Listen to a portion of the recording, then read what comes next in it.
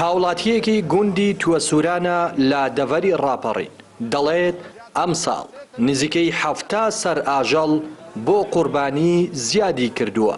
ئەوان گەر هەژاریش بن خاوەنی دڵێکی گەورە و دەوڵەمەندن.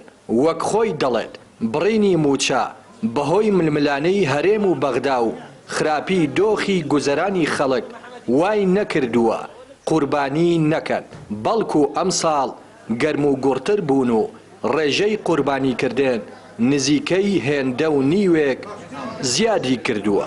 ئەم ساڵ جیاواز لە ساڵە ساڵی پارێ ئێمە نزیکەی 180 قوربانیمانە بوو. ئەم ساڵ سەرەڕای قەیرانی دارایی بڕینی موچە و نهاتنی موچە، بەڵام لەخوا بە زیادی بێ قوربانیەکەمان هەندوو زیادی کردووە. ئەم ساڵ زیاتر لە 206 قوربانیمانەیە کە لە چاو پان نزیکەی 70 قوربانی زیادی کردووە. وای لێهات نا بڕینی موچە لەلایەن تەیب سامی و نە بەڵای بەشێک لە سەرکردەکانی هەرێمی کوردستان کاریگەری نەبوو لەسەرەوەی کە خەڵک دەست نەباتەوە جیفانی. تۆ سوودان یەکێکە لەو گوندانەی کە گوندێکی فەقیرنشینە و نە ساحیب ئاژەڵە نە ساحیب کارێکی گەورەیە، بەڵام خاوەن دڵێکی گەورە. و ئەم ساڵ سوپاس بۆ خوای گەورە لەگەڵ ئەوەی کە بێ مەعاشە و مەعاش نەهاتووە و قەیرانە، لەگەڵ ئەوەشدا خەڵک هاتووتە پێشێ و دەستی چۆن دەڵێ دەستی هەیە لە قوربانیدا. ئەو ساڵیش زیاتر لە 260 و شتێک حیوان سەر بڕاوە لە گوندەکەمە.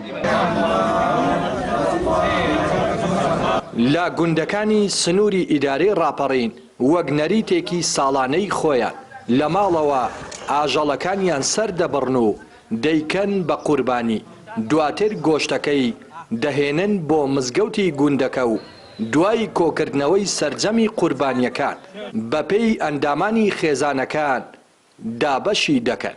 بە خۆشحاڵیەوە خەڵک گوندی ئەستیلان قوربانێکی زۆری کردووە، زیاتر لە 12 سەر ئاژەڵی گەورە سەر بردراوە، 39 سەر حیوانی و لەسەر بردراوە و بە خۆشحاڵیەوە گۆشتێکی زۆر کۆبووتەوە.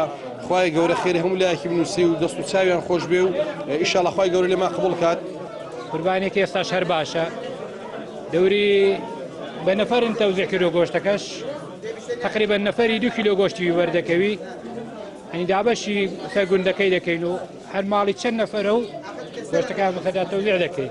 وەکو دانیشتوانی گوندی قەرنی ئاغا ساڵانە هەڵدەستین بە زیندووکردنەوەی سونەتی قوربانیکردن وەک پاشان وەکو عادەتێک سەرەتا وەکو عیبادەت، پاشان وەکو عادەتێکی لە باو باپیرانمان بۆمان بەجێماوە.